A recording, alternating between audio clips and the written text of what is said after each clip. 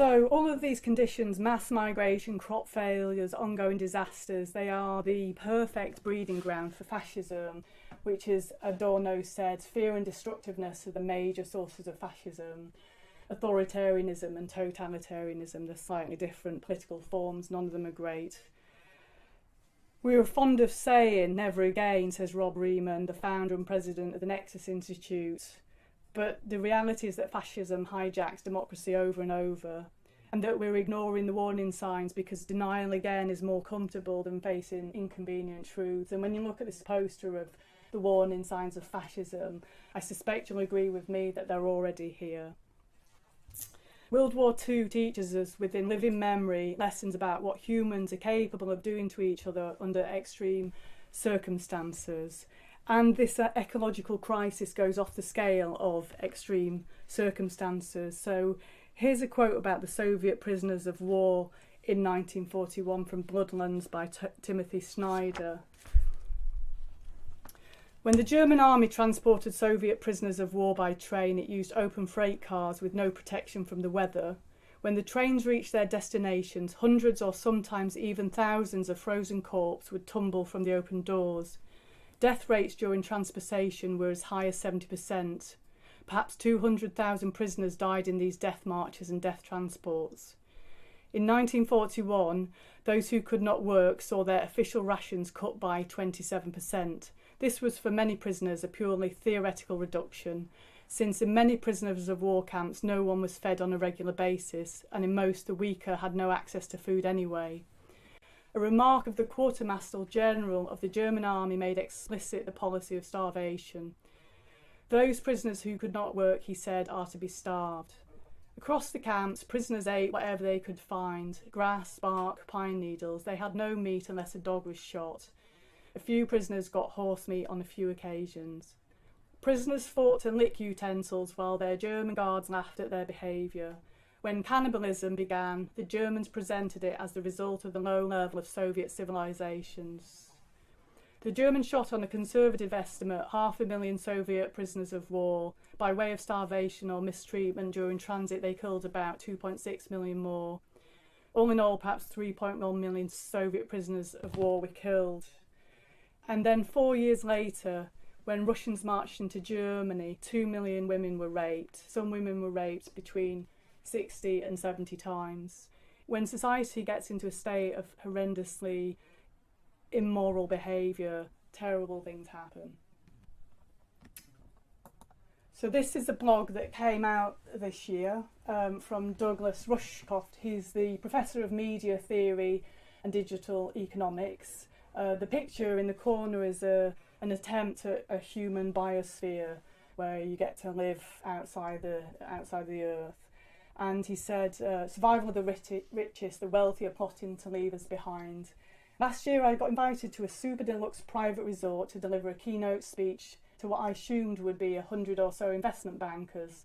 It was by far the largest fee I had ever been offered for a talk, about half my annual professor's salary, all to deliver some insight on the subject of the future of technology.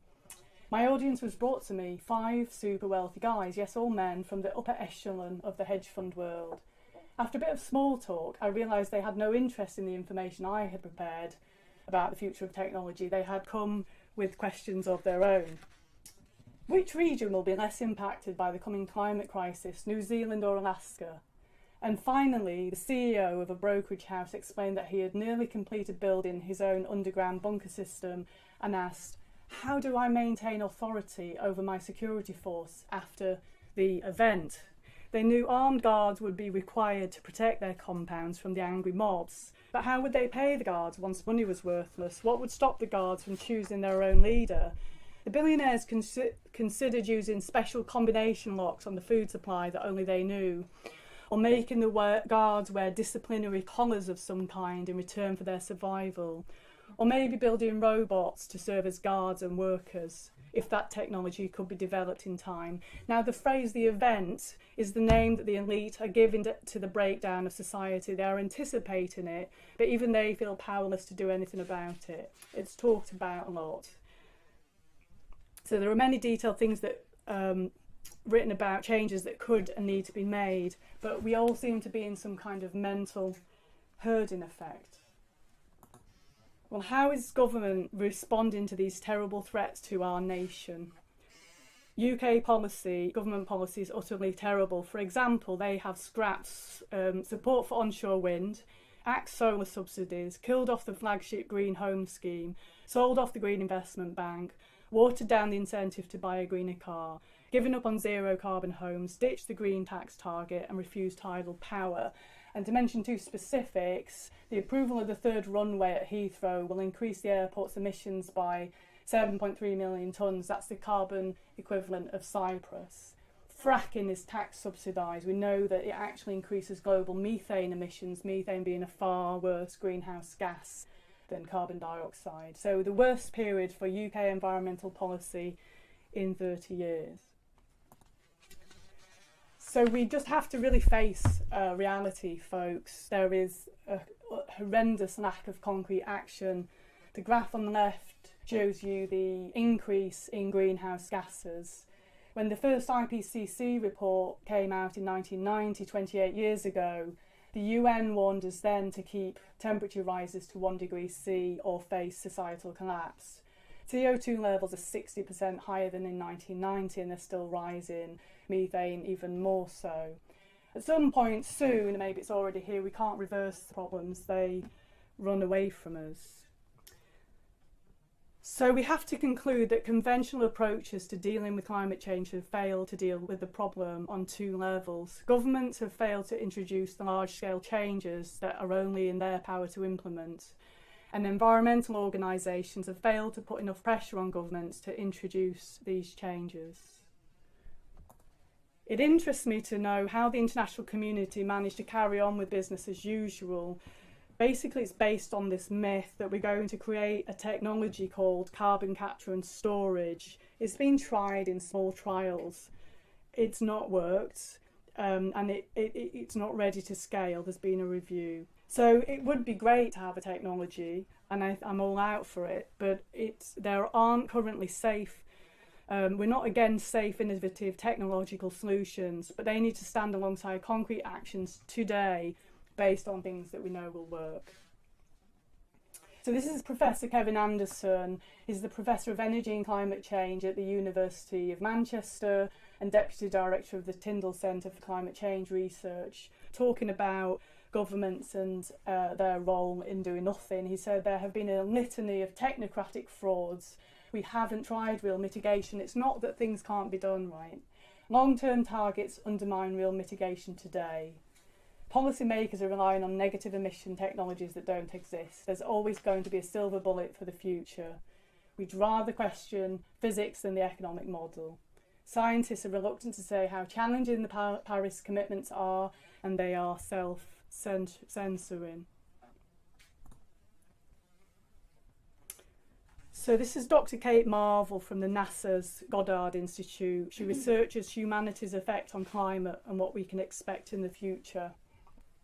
And she says, to be a climate scientist is to be an active participant in a slow-motion horror story. We are inevitably sending our children to live on an unfamiliar planet.